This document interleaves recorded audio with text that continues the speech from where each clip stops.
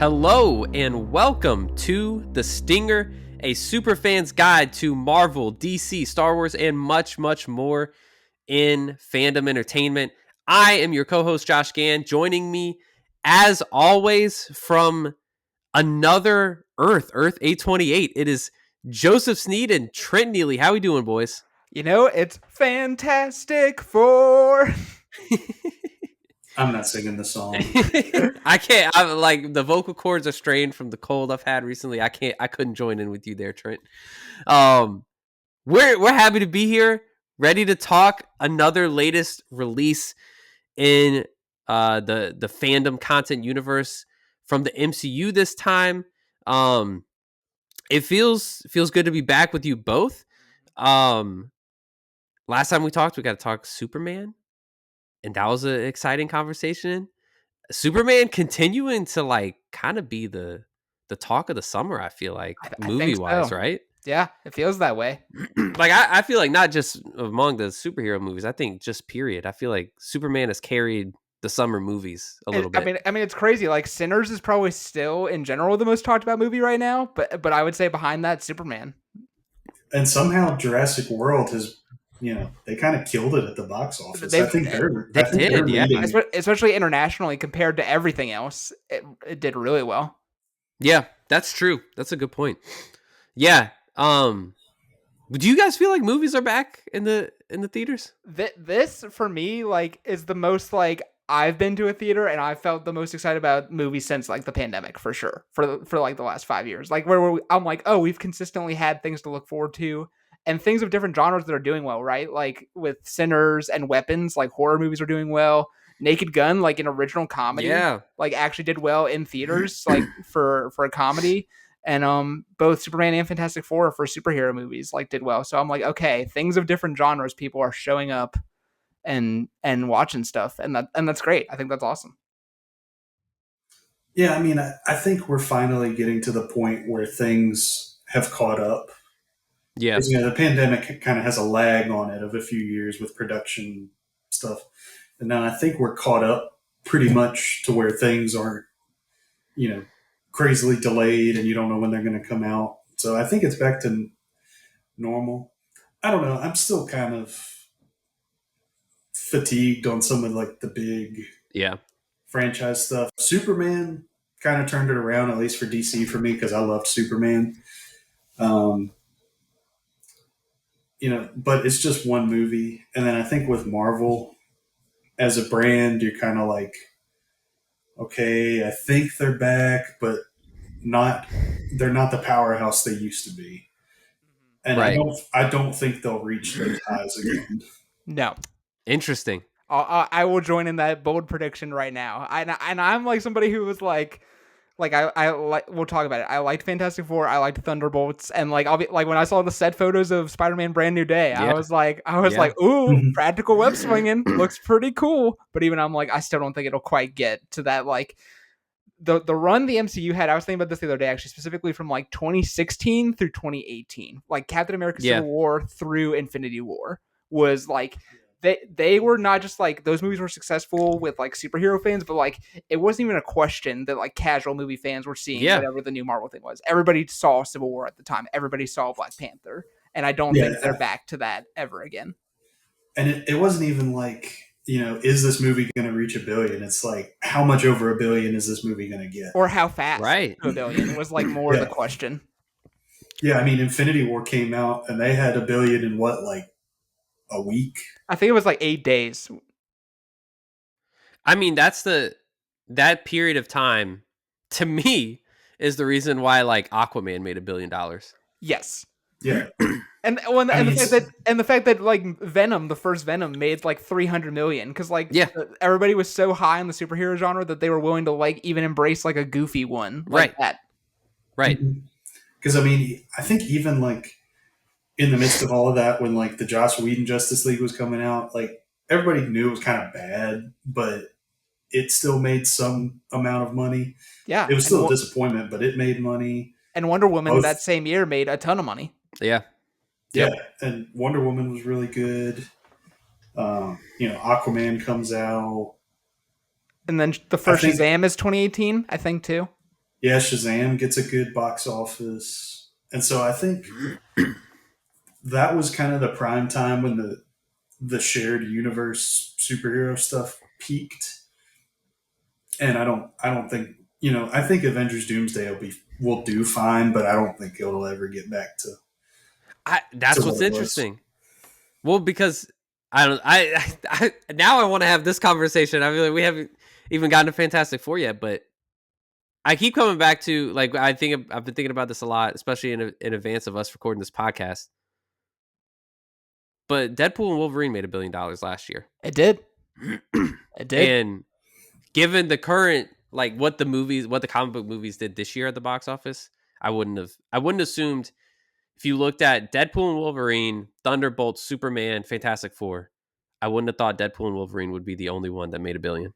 I've thought of this too. I think you and I are saying a similar thing where I've been thinking about. I'm like, it's interesting because I'm not trying to pick on Deadpool and Wolverine, but I think if you asked most people who've seen all of the movies that you just listed off, everybody would say probably, or most people would say Deadpool and Wolverine has the weakest script Yeah, of all of them. But it's the only one that made $1 billion, and everybody was like, oh, it's just fan service and it's empty, and Doomsday's going to be the same thing. And it's like, okay, but Deadpool and Wolverine's the only one to cross $1 billion. So right. from a pure business standpoint, if Doomsday is just a cameo fest, it's hard to argue with like the studio execs that the plan is not the exact plan it should be.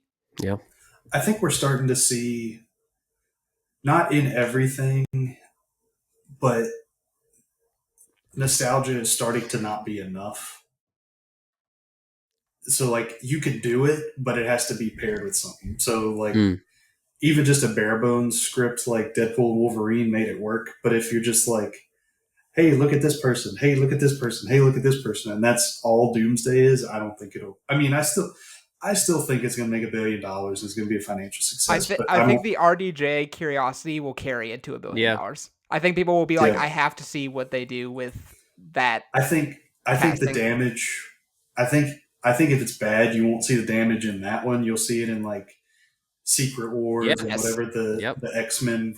X Men might do fine because it's everybody knows about the X Men, but other like side projects that they do, like if they ever do Blade, I don't know who's gonna care about it. I think some people will if Mahershala Ali's still on it, but like Shazam or not Shazam, Shang-Chi will have Mm-hmm. Yeah. gone like 6 or 7 years Yeah. without a sequel. Not a sequel. Yep. And for me, that was like one of my favorite movies of Phase 4. Me too. I agree. I don't understand the lack So of development. I'm like, this is one of the few new properties that you launched Yeah. that both audiences and critics liked. And even though we were still coming out of the pandemic, did pretty okay at the box office. And we've heard not just like there hasn't been one, we've heard nothing about Nothing. it. It's so weird how silent. Simu Liu is dying to get that movie made. Yeah, he and keeps tweeting just- people. He tweets like every couple months. He's like, I promise, like we're doing something. And Yeah. like they did do the Doomsday announcement, but he seems to imply they're doing like a sequel. And I'm like, but why? Like, why are we hearing nothing? It's weird. It's really weird. The Yeah, only thing that makes sense to me is like Shang-Chi must have been like explicitly tied to Kang. And then when they changed that, like they had to like change whatever they were Yeah. going to do. but then you've got stuff too, like Doctor Strange 2 came out in 2022, I think. Yeah. And that's not getting any move. I mean, there's probably behind the scenes stuff, but that ended on a cliffhanger of Yes. him meeting Clea and like jumping Oh, into yeah. the dark dimension, maybe. So, is that where Doomsday picks up? Because it's been years in universe after that. Yeah. Right. Yeah. No, it's crazy. Like I can't believe that we're getting like a new Spider-Man reboot basically within the MCU before Yeah. we're getting sequels to any of these other things. Yeah. Yeah. It's really strange. Yeah, I mean, and Spider-Man is the moneymaker Yes. Right. Yes. right now. Yep. Because, some of the He other always will properties- be. Yeah, Spider-Man is going to be like Batman. Like Yep. it's always going to make money. Yep. Because Batman has had so many good movies recently It's that- reliable. that it'll be fine. Whereas Superman, you're kind of like rebuilding the brand. Yes.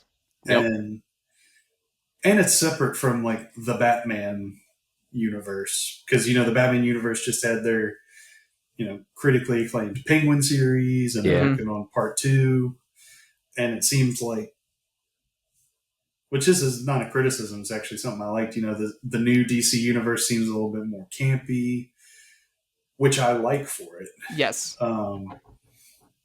but they're rebuilding that brand. Marvel's trying to rebuild their brand. The Star Wars movie brand is like worse than both of those right now.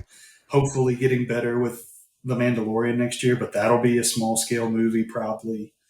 So I don't know. I'm not sure where the movie industry is going because I feel like we've hit the bubble of like the big blockbusters because now they're not doing good. Yes. Yeah. And you're spending $300 or $400 million, including your budgeting and stuff, or your marketing on it. Yes, we need to And have now they're not doing good. right. We need to have this conversation literally like exactly a year from now Yeah. because like exactly a year from now, Supergirl will have come out, and like Spider-Man will have just come out around this time, and Comic-Con would have just happened, and I think we will have a much clearer idea of like post Supergirl where DC is, post Spider-Man where the MCU is, and like post Comic-Con we'll probably have a Doomsday trailer at that point, and like be actually able to be like, what is the legit hype around this movie, if at all. And there's like nothing really announced for either Marvel or DC past what you just mentioned. Correct. Yeah, I mean, I think Clayface comes out next year. Clayface is Yeah, also 2026, and Lanterns. Yeah, But now Lanterns the only thing after next year is that I'm aware of is Secret Wars for either brand. And I think the Batman's now 2027. That's right. That's Batman right. Part 2. Yeah. That too. Yep. And Into the Spider-Verse 3. Yes. That's right. That's right. Is that Beyond the Spider-Verse? Mm-hmm. Yes. Mm-hmm. So there's a lot hinging on Yes.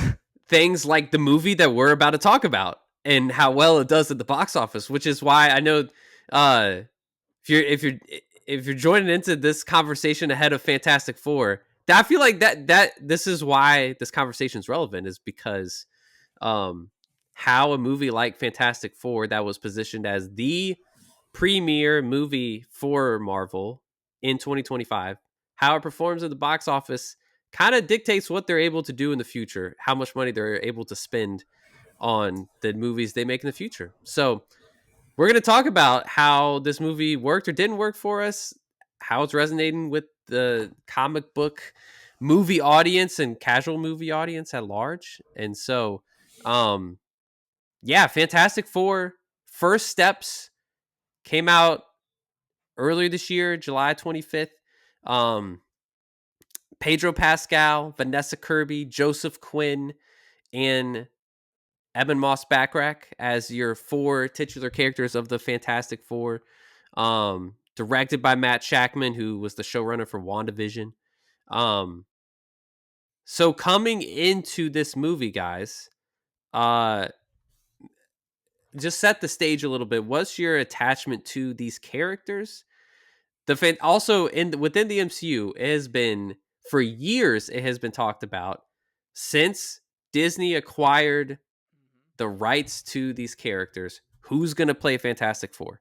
Who's going to play Fantastic Four? For years, so many casting rumors. They even put John Krasinski as Mr. Fantastic in Doctor Strange 2. They did.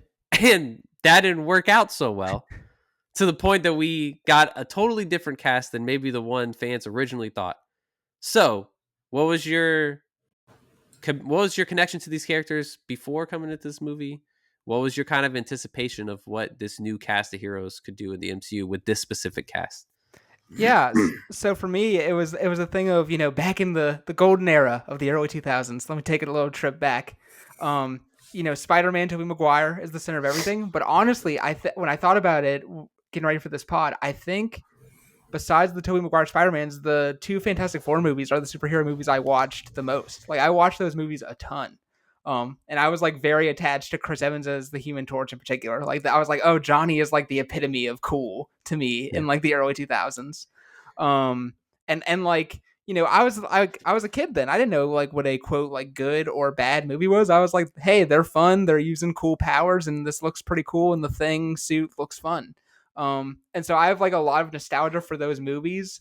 I never like deeply went into like the Wikipedia or anything to like learn about these characters, except Matt told me about Franklin years ago, and he was like, Franklin is one of the weirdest and like coolest characters that Marvel Comics ever did, and he told me about like one famous moment that people think the MCU will recreate eventually. And I was like, oh, that's emotional and serious and heavy and awesome. But beyond that, I was just like, the only thing I'd really heard is that it's about family always, and it's like hardcore sci-fi. So that was my only like desire for this movie. I was like, whatever it is, I just want it to be like, how do they function as a family unit? And like, I want to see some weird sci-fi stuff in this. Yeah, I mean, I'm kind of similar to Trent. Every boy our age in the mid 2000s was like, oh, yeah, I love Spider Man. Like, everybody loved Spider Man. And then, second was probably the X-Men from like a superhero perspective. This is all before Iron Man comes out, and we're all like, what is happening right now? Of like just disbelief at how cool it was. But I mean, I think that it was behind Spider-Man and the X-Men for me. But it's like Trent. I mean, I remember going to see the movies like with my dad, and we would be like, "Oh man, what's going on with this like stretchy dude and Rock Man and lady that can turn invisible and her crazy brother that just sets himself on fire?"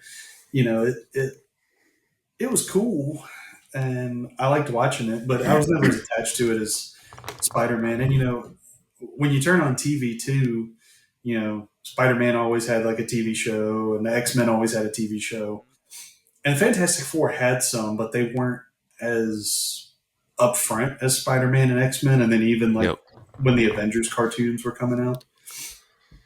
So I'd say, I liked them growing up, but I was never like, oh, these are my favorites.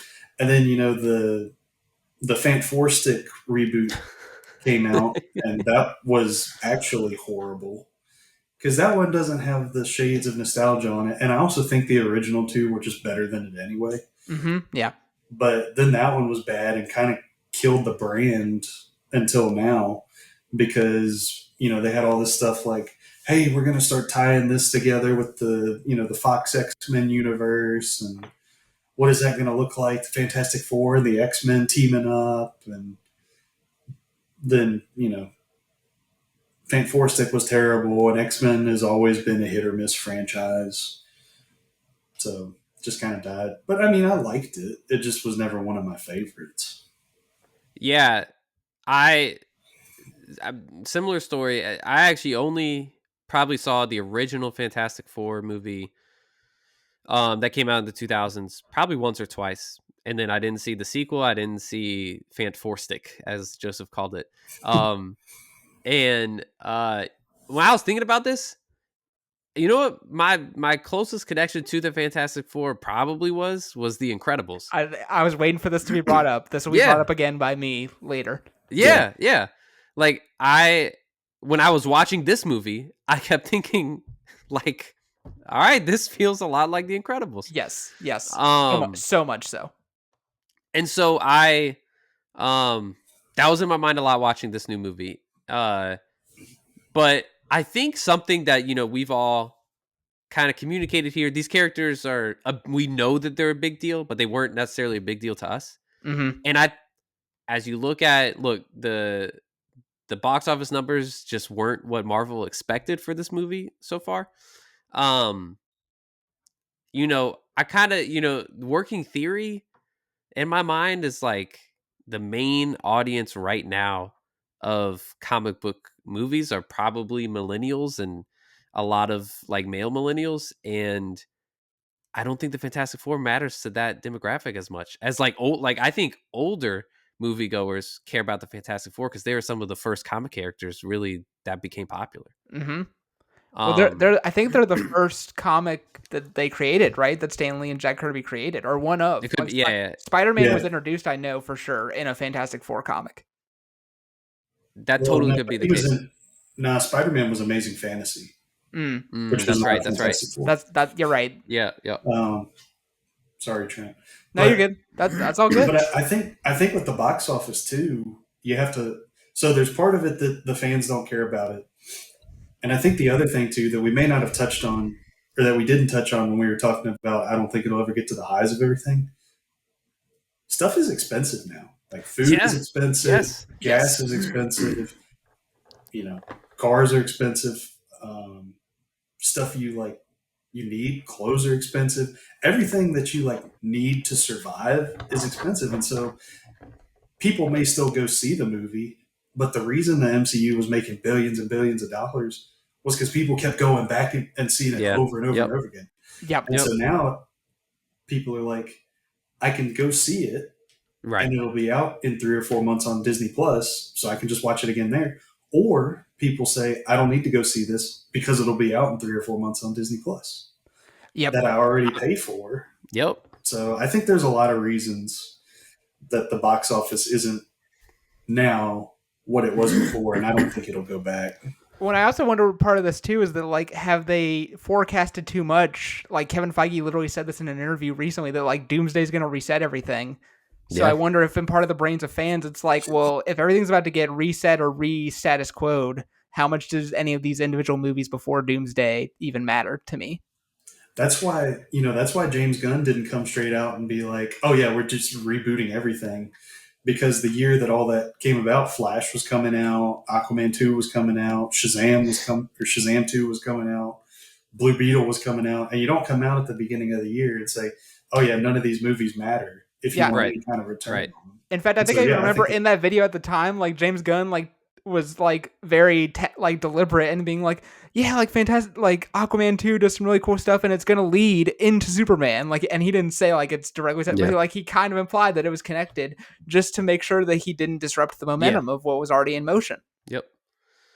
and then Yeah. none of those movies had anything to No, do no, at no, all. with the new At with all. the new stuff. Nope. They barely had anything to do with the DCEU before it. Right. Yeah. As for Fantastic Four, first steps, Mm-hmm. generally a decent reaction in terms of like when you look at Rotten Tomatoes and services like that across fans and critics. But what did you guys think? What were your honest reactions to this movie? Yeah, I honestly I like this. I like this quite a bit. I think the setting it on this alternate Earth was actually a really smart choice. Mm-hmm. I think the whole retro 60s slash future hybrid world they created is super awesome. It reminded me a lot of The Incredibles, but I think they did their own thing with it. I actually think all of the main castings, like all the four actors, really work in their roles. I know some people didn't like some of the casting choices. I thought everybody did a really good job. Um, but and I say that, and yet something about the movie feels like it's missing something, and I can't Yeah. even. I'm not even being coy. I honestly like don't know as I'm sitting here what it is, but it's something about it feels like slightly rushed or underbaked or something. And like I think I like that it has a pretty short runtime. You know, I'm always saying stuff's too long, but I'm like in this case, I'm like I feel like stuff was cut out. Especially with like Johnny and Ben. I feel like Johnny and Ben are not given enough to do. And the movie, it's actually funny. I saw a post or an article, I forget which, that somebody was like, it's actually bizarre how little speaking roles are in this movie, but beyond the main four. Like, there isn't a ton of extra characters in this movie. And so I think that's Yeah. awesome. But I think the fact that it's really about the main four, but two of the main four don't have solid desires as characters beyond the plot motivation of the main thing, I think is a bit of a problem. Yeah, I mean, I'm kind of similar to Trent. Like, I liked the movie. I walked out of the movie and said, "Man, another show of Superman starts in 10 minutes. I would like to go see that again." So, I mean, I walked out of the movie like I would rather go see Superman again. But Savage. I enjoyed it. I think Trent was right about the strengths. The production design was really cool. I liked the retro futuristic vibes. The characters were likable. It's weird too, because I think you're right, Trent, that it feels rushed, but there was so much downtime in the movie. Yeah. I think it's really- that combination that's bothering me. I think that's what it is. Because really, and I don't think you have to have action for the entire movie, but really the only action sequences are like there's the little montage at the beginning, like "Thank you, Fantastic Four," and you see them kind of fighting and doing some stuff, and then they have. It's not really a fight scene when they go to Galactus' ship. It's more like a oh crap runaway scene. Yeah.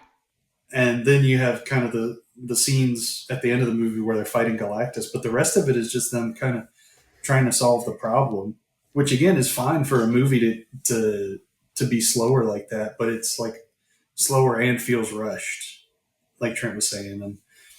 And now the CGI on that baby, I don't know if you see like the name here.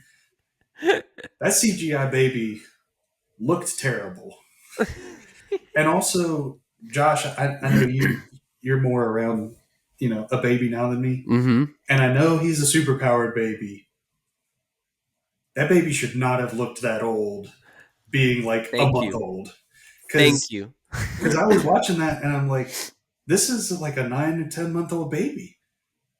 Like this is not a month-old baby. No, not at all. Like from the second he's on screen, it's like, oh, it's almost his first birthday. Like he's such a big little guy. Like let me tell you, in the theater, Haley and I got to go. We actually got like non-family babysitters for like the first time, and this is what we did, and we went and saw Fantastic Four. So we're sitting next to each other, and like I kid you not, ever since Franklin is born in this movie, every time he's on screen, she is like losing her mind with a different comment. Like he looks way too old. The if you go back to the scene like where he wakes up in the middle of the night crying, they go into his bedroom and the lamp's already on. The curtains are completely drawn back, so they're not covering the giant windows in the room. Like this, they didn't baby proof anything in the house. Like, well, I guess they do actually do show Herbie baby proofing a little bit. They do, but he did a bad job.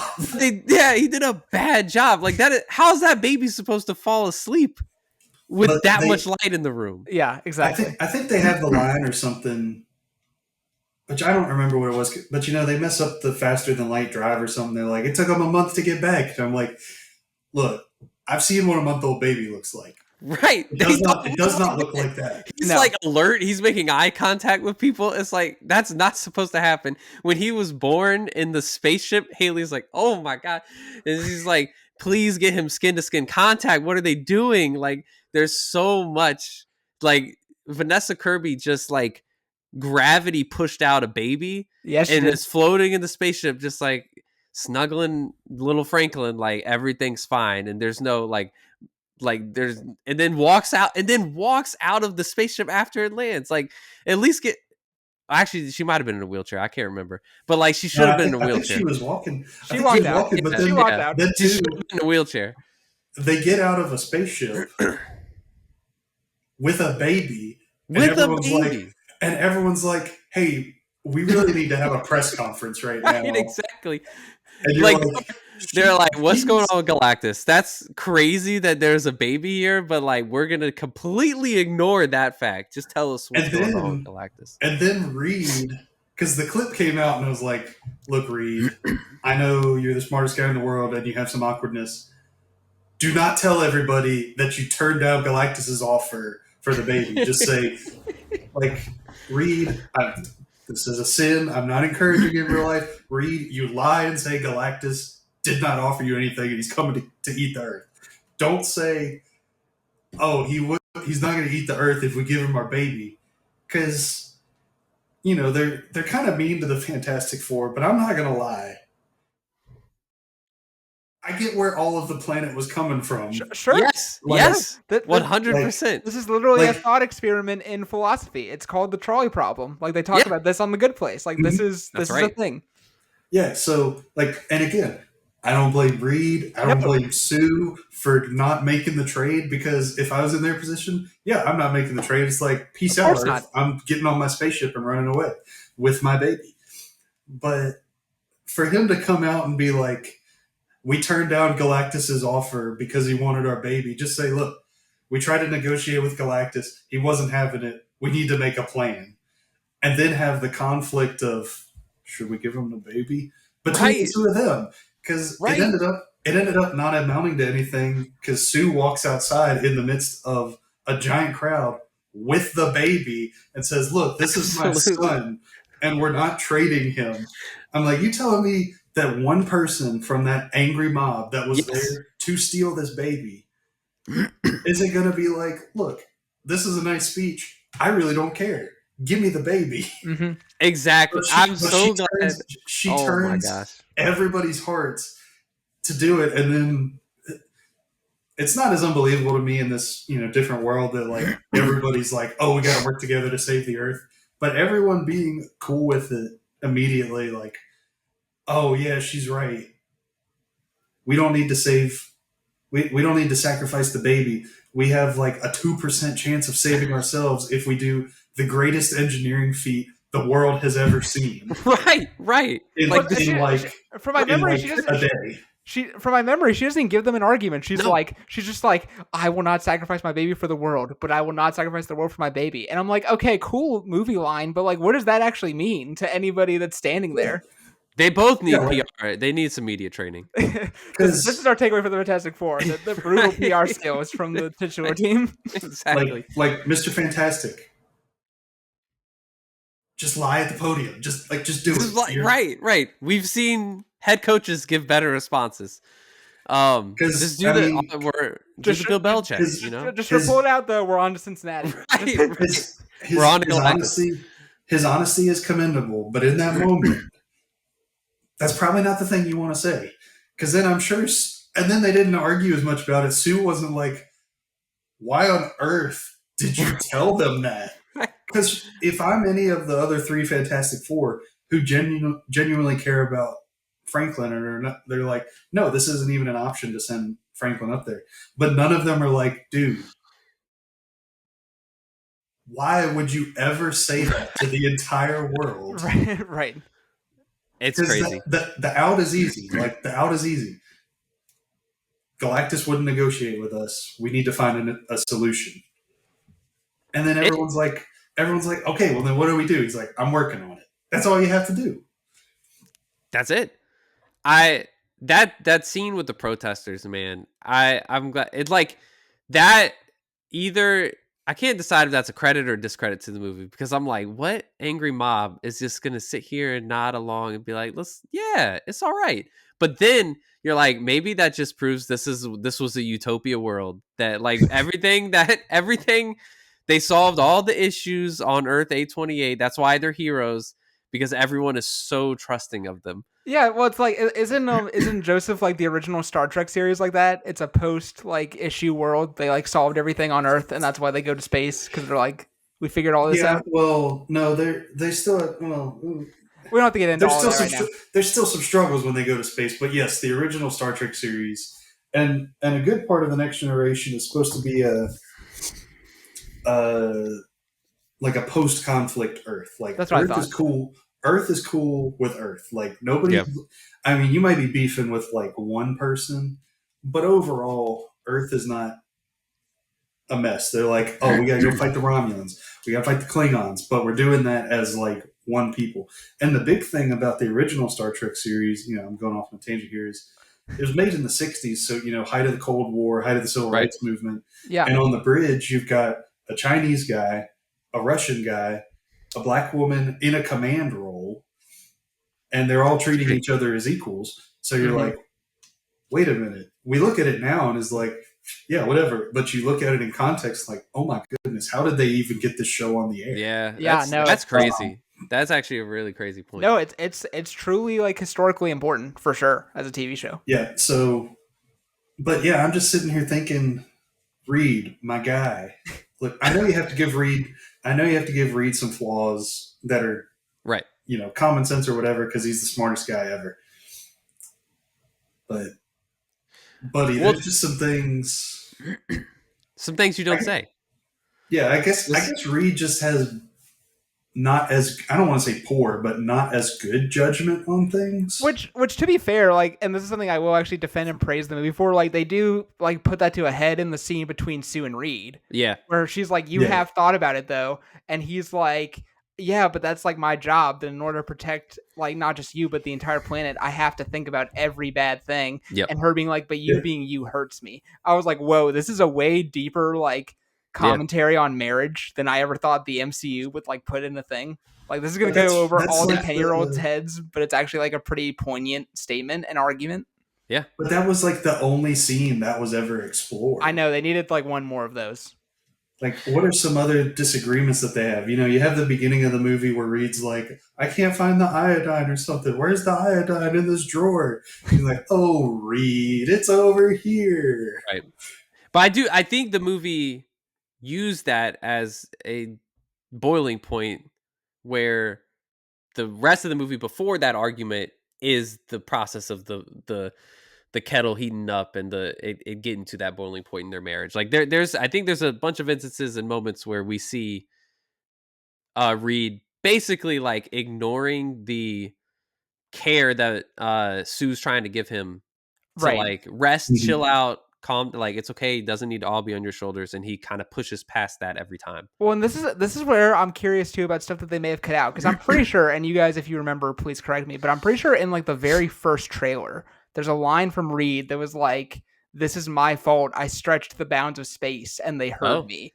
And so like the movie, I feel like was Yeah. maybe originally going to imply that like he was doing experiments, and that's how Silver Surfer learned about that Earth, and that's why Galactus came. And that's like Oh. a much more interesting idea of like it's not Reed's fault, but Reed trying to be the smartest person ever like bites him in the butt and would have set that up sooner. And then like the argument with Sue even Mhm. makes more sense. That's Yeah, because that's really interesting. yeah, that would have been a really interesting thing too. Because Yeah. then, you know, when Reed comes back and is like, "Yeah, we're not giving up our son," they're like, "So first of all, you get us into this mess, Yes. and now the option to get us out of it, you're not going to do," and that would explain even more of the anger Right. and stuff. And also the Silver Surfer. I mean, I know you got to do it for the movie. Silver Surfer is just like, "What's up, Earth? I found y'all somehow, and Galactus is going to eat you now." Which like That that speech works. Like I think it Julia does. Garner Yeah. does a really good job with the speech. Like it's really effective and creepy. But like yeah, she's just like because when I had questions about this, I'm like, so does Galactus need people to be on the planets to eat them? Because if I'm Silver Surfer and like like the her arc is that she's like haunted by what she's done in the end, I'm like, wouldn't you just like find empty planets that are in the infiniteness of the universe and just feed Galactus empty planets so that nobody died and then it's fine? I mean, And not you know, Good fine. question. and you know, maybe there's a weight that she has of because Galactus first comes to her planet. Yes, Well, and maybe she not first, but volunteers. he shows up and she volunteers. So then there's maybe something like she's protecting her planet, and at first she starts out finding these empty planets, but they're not filling to Galactus for plot reasons or whatever. And then the struggle that she has, like the first like sentient planet she gives to him, and then she kind of starts hardening up about it and like detaching herself from everything and just shows up and is like, okay, I've got my pre-rehearsed message. I'm gonna pop in and then leave. Yeah. Yeah. So What what worked for you guys in this movie? Yeah, like I said, I think the world stuff is really cool. Like it reminded me of the Fantastic Four a lot in a good way. I think all the performances are really good. I know there was a lot of talk before the movie was coming out of like what Johnny Storm was going to look like and like maybe tampering down the womanizer thing and all that stuff. And I thought they did a good job of like they give Johnny a different dimension to him in this, but he still has like the hothead energy. I actually think they Yes. found that balance pretty perfectly. Evan Moss Backrack as the Thing I thought was really good. I liked that the Thing in this movie is still struggling with the fact that he like can change his appearance, but he's not like just walking around depressed and mad that he's a rock. Like he's able to still Yeah. joke around with the rest of the gang. mhm. I actually really liked. I know we talked about like the impossible nature of like a zero gravity birth, but I actually really liked that chase sequence of the idea of Me too. like Johnny's trying to shoot the Silver Surfer, but like the beam's bending because it's warp speed, and Reed's trying to like help Sue, but also do calculations for getting Silver Surfer in the black hole. I was like, yes, this is a perfect thing of like a family drama with the delivery, but also trying to do like sci-fi stuff with a black hole. I was like, Yeah. this is perfect. Yeah, I liked the. I think the production design and the music was probably my favorite part. Yes. Michael But Giacchino, baby. In his bag. Yeah, I really did like Johnny in this one because they sold it to you more in this one than I think the other ones. Like, wait a minute, this smart lady just brought her brother to space. What is he doing here? And it's this one sold it like, oh no, Johnny is like smart too. a Yeah. really good Yep. pilot and super smart. Yep. So I liked that. The stuff with Johnny kind of being frustrated with Reed not listening to him and him being like, you know what, I'm going to figure out this language for myself, and then kind of going off and doing his side thing. I wish they had spent more time on Sue being like a master diplomat, That because like that was really cool. She's like, oh Yeah. no, we're gonna foster world peace through cooperation, and I'm gonna be the one to broker it. And so Sue's in the middle of all of these peace deals and everything. And then also having to deal with a group of society that lives entirely underground. Amazing. Like incredible. Yeah. And the fact that Mole Man's in this, like I love Paul Walter Hauser in general. People Yeah. who've seen Cobra Kai know what's up with Paul That's Walter right. Hauser. But so yeah, I agree. I wanted to see more of Diplomat Sue for sure. Galactus as a concept worked for me. I mean, Yes. I think I agree. he's not a cloud, and you don't always need a Thanos. Galactus is like, guys, I'm super hungry. I'm just right. I'm hungry all the time. Look, I can't eat a Snickers and be filled, so just like I need a planet. Right. And, Right. That's just what it is. So sometimes you don't need a huge evil motive, and not that. I mean, I hesitate to say he's not evil, but he's just kind of like.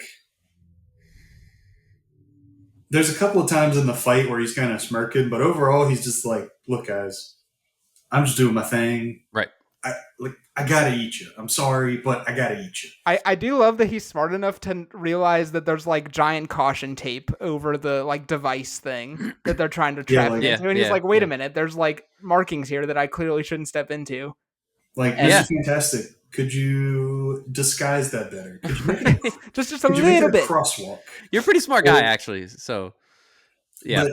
But yeah, even that I liked about Galactus. Like, he was like methodical in what he did. Because usually, if you're super hungry, you're like, I'm getting to the fridge right now. But I thought Galactus worked, and she kind of described him as like, what did she say? Like an entity or like a natural force or something. And so I was cool with Galactus. I thought he looked really cool. His design was neat. But yeah, I mean, I think some of, if we ever get any of the deleted scenes that can kind of recontextualize some stuff, yeah, I think that would be better, because they did spend a lot of downtime workshopping stuff, and then some things, obviously in a workshop thing like that, some things won't work, but they're just like, I don't know what I'm doing, and then they'd have another scene like, I'm doing my best, but there's no solution, I don't know what to do. And I think there were a few scenes like that. Right. Well, it's funny, like I was just thinking, it's like there's a lot of time in this movie is spent to like Reed figuring out the teleportation thing. And I'm not saying it's better or worse, but like thinking back to like Endgame and like Tony Stark like figures out time travel. He's like, oh, do a Mobius strip, but just invert it. And it's like, and he like solves time travel in like 10 seconds. Exactly. So it made me think of that too, Trent. Like this movie made me think of that moment a lot. Now, granted, I do actually really like, and this will be a huge credit to this movie too, that because of the post-credit scene in Thunderbolts with the Fantastic Four rocket, I was relatively certain that the trajectory of this movie was going to be Fantastic Four doing ordinary superhero stuff, then Galactus comes, and then like Reed's like, we're going to figure this out, don't worry. And then at the end of the movie, Reed's like, I can't figure this out. And he's like, he basically like tricks Sue, Franklin, and everybody onto the rocket. And boom, they go to Earth 626, whatever the mainline Earth is. Yeah. And so I actually liked the idea that like, no, they actually do devote the movie to like, no, we actually are going to figure out a way to like save this Earth and solve it. And so I thought that was actually a good like bait and switch by like Marvel marketing there. I was like, okay, good job. You guys like led me the wrong way, but correctly. Yeah. I mean, Reed's plan ends up being like, we should take Bikini Bottom and push it somewhere else. I literally thought of that meme in the theater. I was like, this is going to be everywhere. And then I think I saw it on Reddit. It was like, why was Reed's first thing move the entire Earth instead of like just move Galactus from the start? Yeah. Like, hey, we can move this really tall guy, or we can move the entire planet to somewhere. Right. Yeah, don't even know where. Just gonna go somewhere. That is an actually great point. And I think to your point too, Trent, the misdirection from the Thunderbolts post credit scene really like that really works. I think the only thing for me is the ending didn't work super well for me. I Were you struggling with it just being Sue holding on to Galactus for a street block? yeah, and it's like it's not.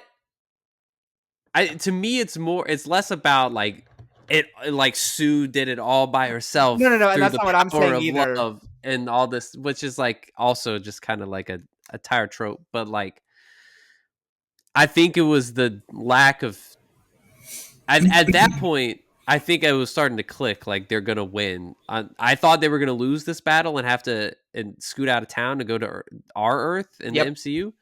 But at that point, it became apparent to me like, oh, they're gonna win. Right. And there's just the lack of tension. There's a lack of dramatic tension in that scene.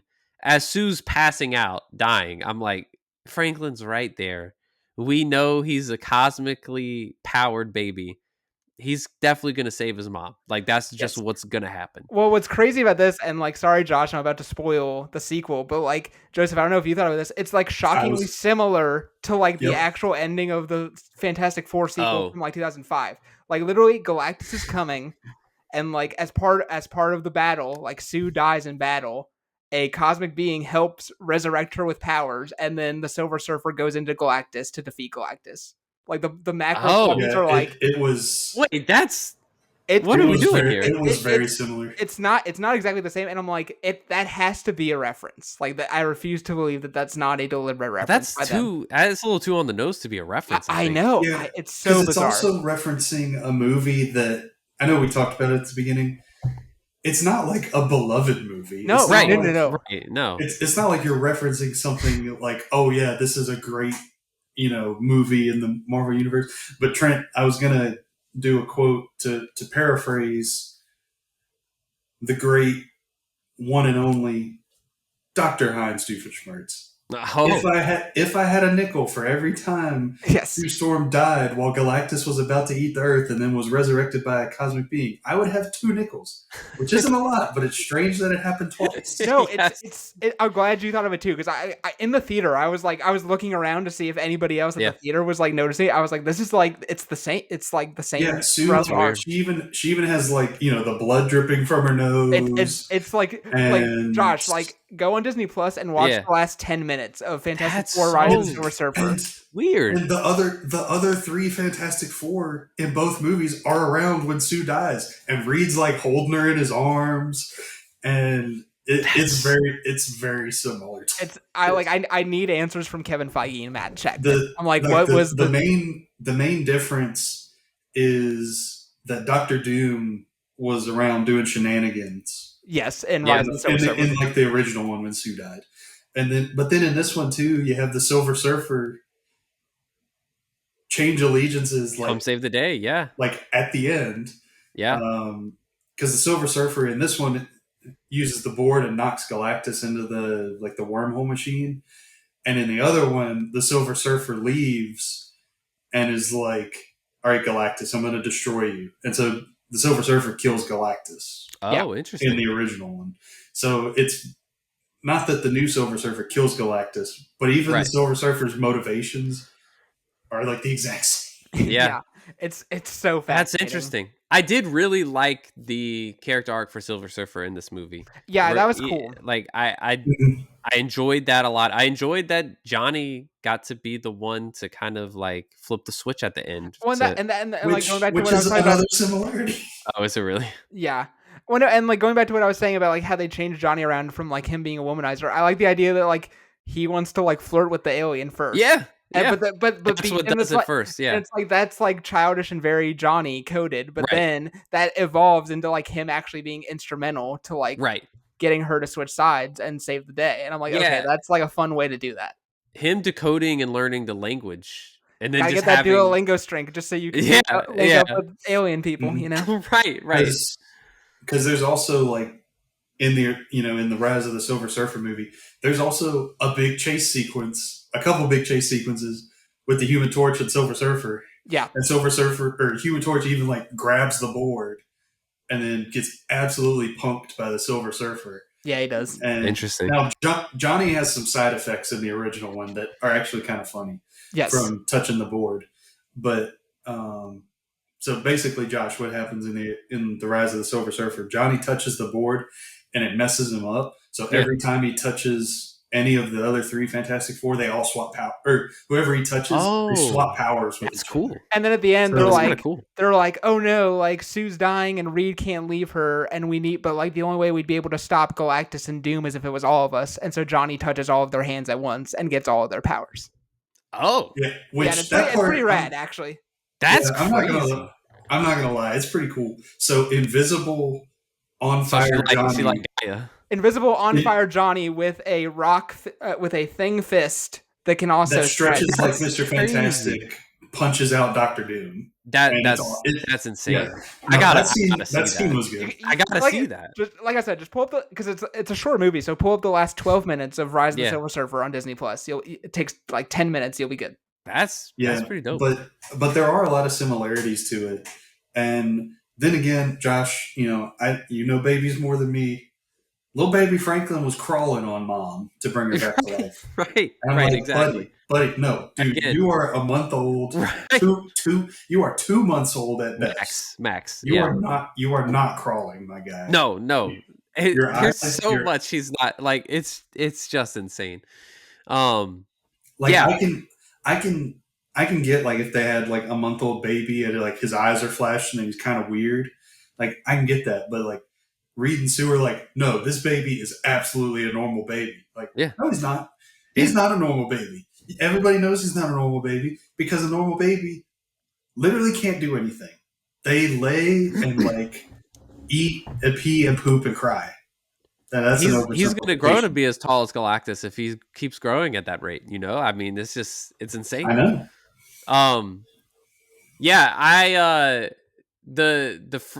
The Franklin Richards thing is going to be interesting going forward. I feel like we got a hit on the post-credit scene. Yeah, we do. Which I was shocked by. I'm not gonna lie. Like, it has been a while since an MCU post-credit scene like really got me. But seeing Doom in the post-credit scene with the mask off and Franklin's touching his face, what's the context here? What do we think this is? I'm assuming that Robert Downey Jr. is the Victor Von Doom from Earth 828. I'm taking that assumption, and that's why we see the empty Latveria chair in the United That's probably Nations the biggest indicator right there. And also the fact that like they didn't have the Dr. Doom speak. Like I'm like they're saving like the actual like Downey reveal for Doomsday. I feel like if it was another Doom variant, they would have gone ahead and like at least put a voiceover over it or something. Yeah. Is that what you think too, Joseph? Yeah, I think it's RDJ. I wasn't surprised that Dr. Doom was in the post-credit scene. I was surprised that it was like a 4 or 5 year time jump. I think is what it said. Oh, is that what it said? I missed that. Yeah. Oh well, because Franklin's grown. Yeah. Franklin's like a toddler. I think there was a text thing that was like 4 or 5 years later. I think you're right. I think it might be 4 because they were doing like the cute 4-4 thing. Oh, yeah, that makes sense. Yeah. But I was more shocked about that. I thought Doom was going to steal like creepy baby one, but now he looks like a regular kid. He does not look like a 4-year-old. He looks like a 7-year-old. But right. He's always ahead of schedule. The only thing is like that the Doomsday concept art that leaked a while back. We saw that image of Doom in like a fantasy realm. We did on a throne. So I mean, who knows what that could mean? But Josh, remember the Russo brothers said that was all fake. So that's BS. I will not believe that. Damson Idris is going to be Black Panther too. Like he's going to be T'Challa. Like I already like they've showed their hand with all those images. But yeah, I mean the two things I've heard. One I heard like when they first started filming, and then one I heard recently. So the first one I heard was people were like, "Is it going to be like?" Talked about that this Doom looks like Tony Stark, and the Roosters are like, yes, you will see in that movie why it could only be RDJ. And so the first theory I heard was that this Doom is a Stark variant who's upset that one of his variants had to kill himself in Endgame, and so he's making sure that none of his variants ever have to die again. And I'm like, that's less interesting to me. The one that I heard, the one that I heard recently is that Doom is upset about incursions, and the main one was caused by Steve Rogers going back to put the Infinity Stones back and be with Peggy. And so actually the movie's going to be Doom hunting Steve Rogers and trying to kill the one that stayed with Peggy, is what I heard. See, I kind of like that one. That's fascinating. I like that one, and like I think that one might actually be true because like Anthony Mackie was being like really clever in like an interview. He was like, Doomsday takes the emotional ending of Endgame and turns it into chaos, is like the quote that he said. And everybody assumes that's talking about like RDJ, but I could see that being about Steve Rogers going back for Peggy. That's a really interesting plot line. Again, is that a spoiler? I honestly don't know. Could be a spoiler, could not be. I genuinely have no idea. That's just, but like I've seen it on a bunch of different Instagram accounts the last like 2 weeks. That's so good. If it's true, that it makes me mad that they ever even explored the King plot line. Because that if that's true, that should have been what you did from the start. Like that's just a great idea. Yeah, I mean, I kind of hate the first one, to be honest. Yeah, I don't like that one at all. Of like, one of his variants died. One of my millions of variants. It feels too like ego trippy, even for like a Doctor Doom character to like. Now, Doctor Doom, like he got an ego. Like he does. There's no denying it, but I feel like he would be more like, all right, what led up to that guy dying? So I definitely don't do that. Right. I don't think he would be like, oh no, I have to go and save all of myself. I feel like Doctor Doom's the kind of guy to be like, actually, I want to kill all of my variants, so I'm the only one. Yeah. Yeah. Kind of like, almost like Kang. Really. Right. Yeah. Where do you think? I mean, obviously we know Fantastic Four are heading to the MCU's Earth based off of the Thunderbolts post-credit scene. Now, real quick, do we think that that's this Fantastic Four, or do we think that that's Chris Evans, Jessica Alba Fantastic Four, and they were being coy? Or are the Fantastic Four the ones that are on the ship? Oh, like is it Doom on the ship? Doom and Franklin.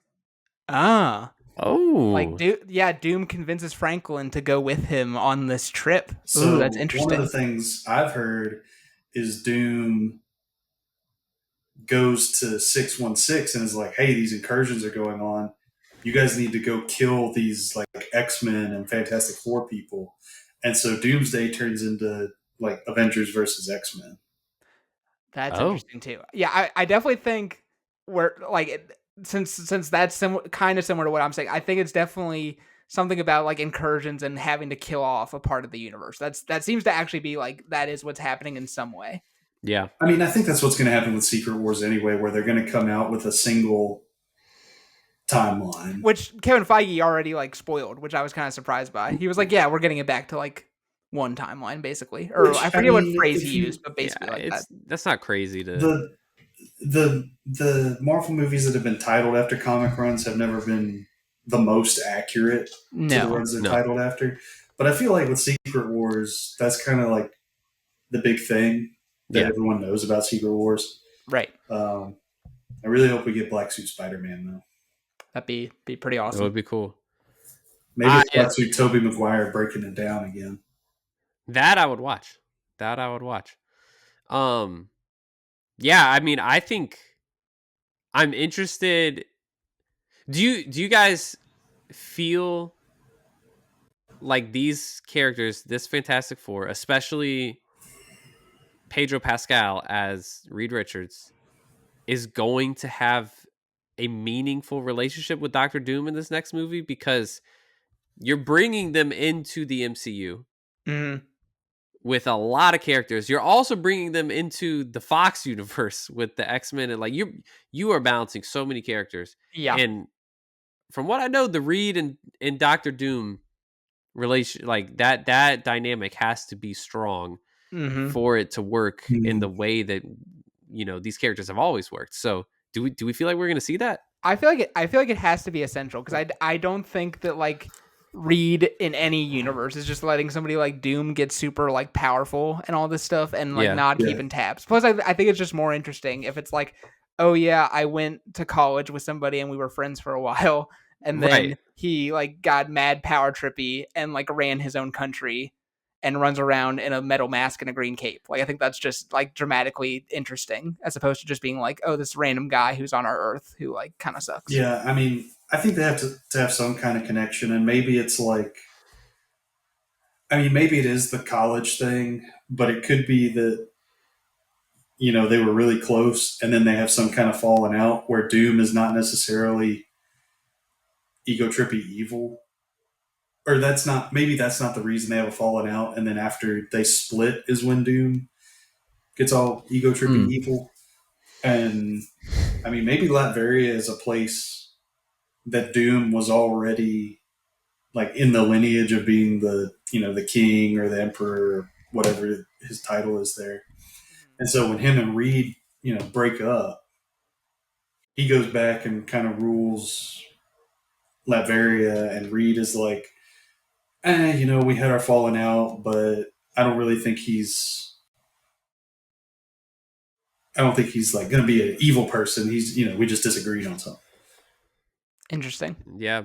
I do think there's a lot left on the table to be done developmentally between these 4 characters in Doom. Well, 5, including Franklin too. The empty chair at the, UN or whatever that was, the global council that Sue had put together, is I feel like a really strong indicator where, that this is the Earth 828 Doom. But I'm curious. I think, in my opinion, I think they have a lot of work to do to bring these characters into the MCU and make their own dynamic with each other matter to audiences, and then work that into the fold of Yeah, I MCU mean, characters who they also have to figure out the dynamic of, because they've never shared a screen together. There's so many spinning plates in this movie. I'm just Yeah. like, oh my gosh. Yeah, I know. with Infinity War, you didn't have a lot of characters that needed a lot of character development. They were mostly developed, and so you have Scarlet Witch has an arc, Tony has an arc, Yeah. Cap has an arc, Vision has an arc, Thor has an arc. Strange. Strange, yeah. even Strange doesn't develop that much in the movie. No, it's more just about like the time stone thing. Yeah. Yep. Yeah, but like there's characters in the movie, and especially Thanos, who have an arc, but it's only like a handful or so of them that are really the characters that change throughout the movie. Whereas you have all the side characters who are, doing their thing and true to their characters, but they don't have a big character defining changing moment in the story like you would see in their own actual movies. And so I think with this one that'll be more difficult because you're trying to catch everyone up on all of these X-Men that you haven't seen for 20 years. Right. And then the Fantastic Four, who you've seen once, Doctor Doom, who you've never seen, Right. The remaining Avengers that you haven't seen in a while. So, going into Infinity War, you knew where each character was at the beginning of it, for the most part. Whereas this one, you don't really know what's going on. Almost any of them. Yeah. It's the a characters, very different situation. The most about going into Doomsday, like what they've been up to recently, are the Thunderbolts. Thunderbolts, yeah. Yep. Yeah. That's kind of it. And we'll know about Spider-Man after a Brand New Day. Yes. If Spider-Man is even in the movie that much. That's true. I've heard some reports that he's like either not in Doomsday at all or in it very little. Yeah, I mean, I don't think it's possible. It's possible. All right, let's wrap up this discussion with some grades. Any closing thoughts for you guys, and what would you grade Fantastic Four First Steps? Yeah, it's interesting. I feel like this conversation was like kind of a little bit all over the place of like what we liked and disliked, but I did like the movie. I had a fun time. I like all 4 of these actors in these roles. I'm excited to see them do it in the future. Earth 828 was super interesting with the retro future stuff, and I'm glad because it's so unique. I'm glad that Earth actually still exists and that we can like go back to that, and that they're like celebrities there basically that like they replaced the Beatles. It looks like sort of in that history. Yeah. I think that's super cool. And I think I'm a sucker when it's like a movie's about family. Like I love that one of the writers of Way of Water is one of the screenwriters on this because I'm like, yeah, this tracks. Oh, that Like this makes is very sense. similar of like I Yep. have to protect my family at all costs. Yeah. Yeah, I just wanted a little bit more. It's one of those things where it's like it's kind of a good problem, I guess, for the movie to have in some ways, where it's like I wanted more for Johnny, and Ben. But yeah, it's really good. I'm excited to watch it on Disney Plus and see what I think a second time. So grade wise, I think I'm gonna go A- for me.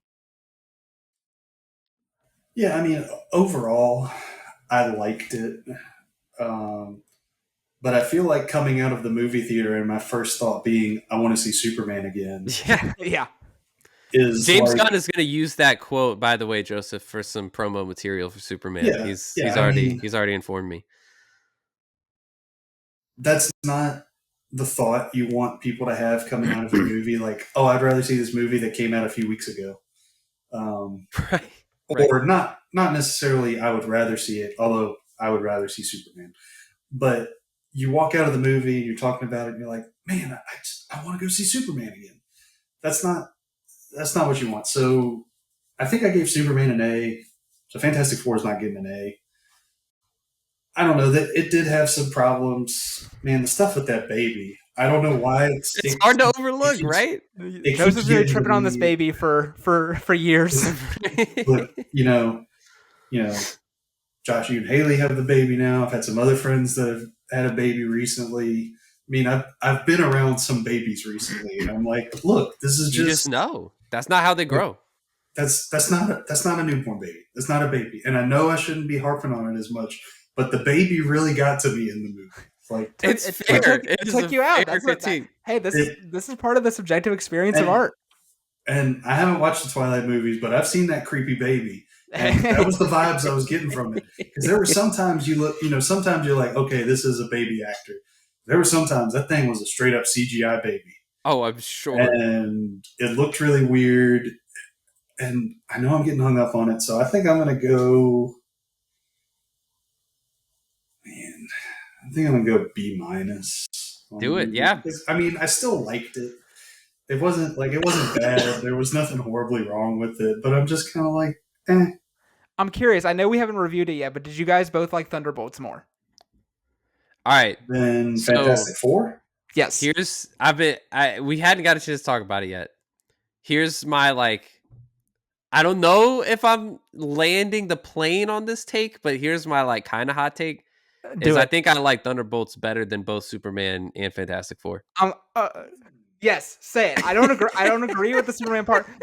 It's weird because and I'll save this. I'll do a tease for our Avengers Thunderbolts discussion. I actually feel, in a weird way, similar to Thunderbolts that I do about this movie, where I'm like, I like Thunderbolts a lot, but there's stuff that's missing, and I feel like some characters don't get the full treatment they deserve in Thunderbolts, and I'll talk about that when we talk. That's a fair point. Yeah. So I kind of viewed it weirdly similar to this movie. I'm like, there's a lot of stuff that works in both these, but some of these feel really rushed and undercooked. Yeah. Yep. Yeah. So what would you say?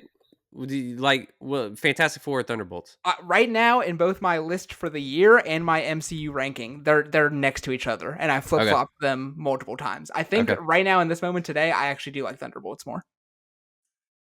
Yeah, I mean, I think Thunderbolts is a much tighter movie. It's hard to overcome that retro-futuristic vibe, though. It's a really cool design. It is really cool. And Thunderbolts is, I think the character motivations in Thunderbolts make more sense. So yes. I think Thunderbolts is a better movie. I don't know which one I like more. Okay, that's fair. I know I sort of threw that out there at the last second, but I was just curious. No, I've thought about this a lot because I guess literally they're next to each other in my rankings. That's what's crazy. Is I'm like I view these as similar in quality. That's what's crazy about it for me. Well, to be honest, I think Thunderbolts, Superman, and Fantastic Four are jumbled up for me a little bit. Where I think if I had to rank them, though, I think I'd put Fantastic Four last. I'm gonna give Fantastic Four B- as well. And I'm also I'm approaching my grades differently these days. I just actually, you guys are talking me through it. I'm gonna take mine down to a B. I'm gonna take it down. I was too high. Okay. I didn't want to be mean, so I overcompensated. Yeah, I do that. I do that a lot too. But I'm just leaving. Here's where the movie shined. those first 15 minutes, like when it does the 60s montage with the music in the Mhm. background and it It's shows them doing all their other previous adventures, absolutely phenomenal. it's awesome. That is a great sequence. The chase scene with the Silver Surfer going through the black hole, like that stuff was really awesome too. Um, this felt, I think, as because honestly, I don't think I had a fully formed opinion about this until talking about it with you guys. I think this is like an appetizer. This almost felt more like a prequel than the first movie in a trilogy. Um, I think it gives us a taste of who all these characters could be, and I really liked what they wrote. I really liked what they wrote for each of the characters in the Fantastic Four, but you're only getting a little bit of what the full potential could be for each of them. And I actually do. I was of the opinion that the performances were a little on the drier side. Okay. Um, I because I think, and this is maybe where I'm not trying to like take shots, but it's just a difference. Matt Shackman, who show ran WandaVision, has never directed a movie before.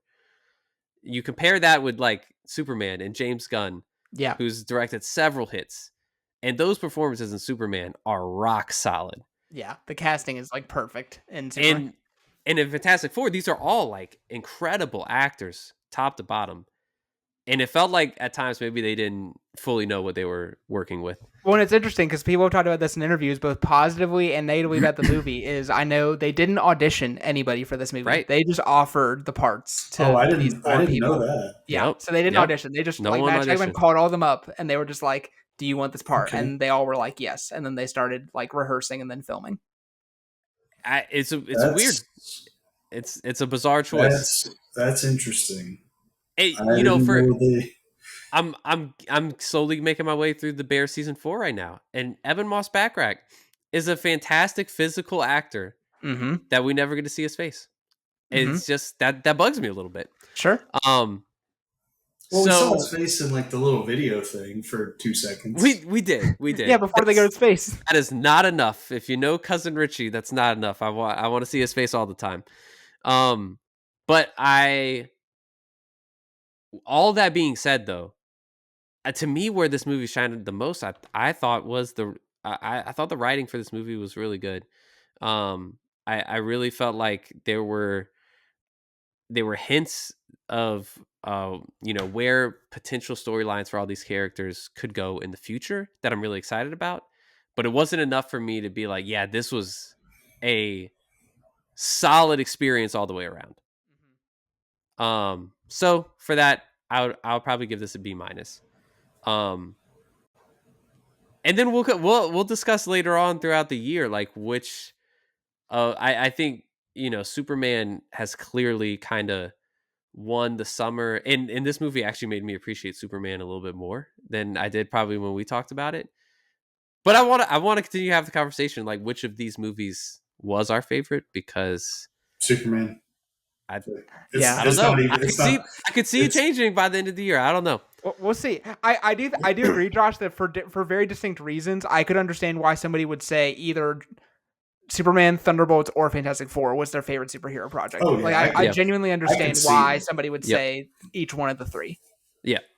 No, like Superman's been living rent free in my head since I saw it. Like, Me too. I'm like, am I I gonna gotta put, see am I gonna, Superman I'm like, again. am I gonna pay the inflated like $30 Yeah. to buy it on digital like right now? I mean, I'm gonna pay to buy it on Blu-ray. Like I'm Yeah. getting Superman when it comes out. Like you no should. question. It's fantastic. It's I want to rewatch it. It's a good movie. Well, I feel like that's gonna do it for our discussion. I feel like that's a good spot. We got a lot covered there. Yeah, we Future of the MCU, the Fantastic Four. By the way, didn't mention this at the top of the podcast. You can, as you're watching this later on, you can tell the three of us are excited for football season. We all unintentionally showing up in our team gear, representing across the board. So, guys, it's a pleasure talking this stuff with you guys. As always, we will be back soon with more. We got a lot to catch up on from the year. We got some anniversaries to hit maybe, and yeah, we're very excited to keep more fandom content coming your way. As always, you can listen to this podcast wherever you get your podcast, and subscribe to us on YouTube, and follow us on social media at The Stinger Pod. Thank you all for listening. We will be back soon.